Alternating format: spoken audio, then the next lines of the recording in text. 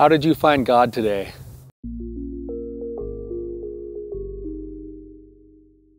What's going on, guys? I know I talk about this topic a lot on looking for God's hand in our life. I wanted to tell a little bit of a story today about one way that I just stumbled into yesterday, a reminder of how God showed up for my daughter. But I really think it's an important principle. We always refer to this as a God wink. How does God wink at you today? How did He show you that He's mindful of you, that He's aware of you and your situations? And the power that that brings to our lives, to enhance our lives, to add savor and color and vibrance to our lives. Even on this gray, snowy day today, with the overcast clouds, there still is some beauty in this, in the snowflakes that are falling, the way that they're being lit up with the light that's just barely starting to come up in the mountains behind me, even though I can't see it because of the clouds and the fog.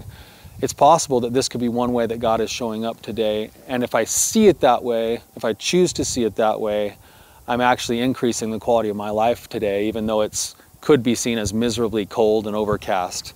I was looking through some pictures yesterday, and I stumbled across some pictures from our last year backpacking trip during the summertime when it was warm and sunny. And we went on a backpacking trip up into the Wind Rivers of the Wyoming mountain range. We backpacked up there, and I left my daughter Brindley home because she had soccer tryouts, and they said that she couldn't miss her soccer tryouts. And so the whole family went up except for my wife and my daughter. And we were having a great time up there on the first day. And the second day, we were coming into our camp spot after having gone on a day hike, and I could see two people walking over to our campground, and it happened to be my wife and my daughter. And what had ended up happening is that my daughter had been told she needed to stay home for tryouts or she wouldn't make the team, and then she didn't make the team anyway.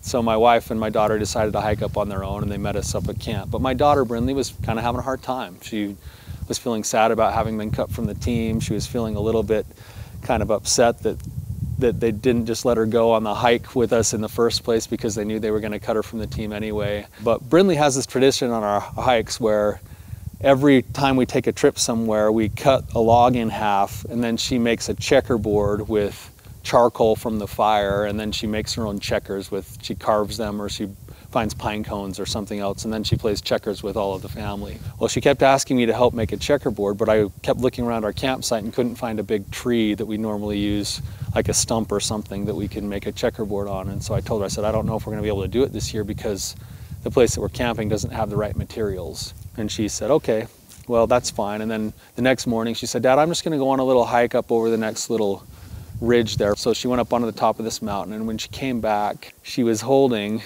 up, this is, mind you, 10 miles up the trailhead in the middle of the mountains, she was holding a piece of plywood that was about 2.5 feet by 2.5 feet. Just a perfect square of plywood, and she had this big smile on her face, and she said, hey Dad, I found my checkerboard. And I just thought, this is crazy. Like, where do you find a piece of plywood in the middle of the mountains 10 or 12 miles back on a hike? And she said, yeah, Dad, well, the good thing is if I mess up this one, there's another piece over where I found this one. So there's actually two pieces like this. So she made her checkerboard, and we played some checkers, and then I was talking with her about it later, and she said, Dad, I know that God knows me and loves me. There's no other way I would have found this piece of wood if God didn't wink at me and say, hey, here's your checkerboard. And it just warmed my heart to have her be looking at her life from a lens where she's looking for the ways that God is there for her instead of the ways that God is cursing her, even in the midst of some of the trials that she was having. I hope that that can be something that we can all do in our day lives. Are you in certain challenges? All of us have certain struggles. None of us are exempt from those things. Oftentimes, God seems to be the one to take the brunt, when in reality, maybe He's there all along in different ways. So my challenge to you today, my challenge for me today, is to look for the ways that God is showing up in our lives, finding His presence, looking for those God winks, and allowing those to brighten our lives. You guys have a good one.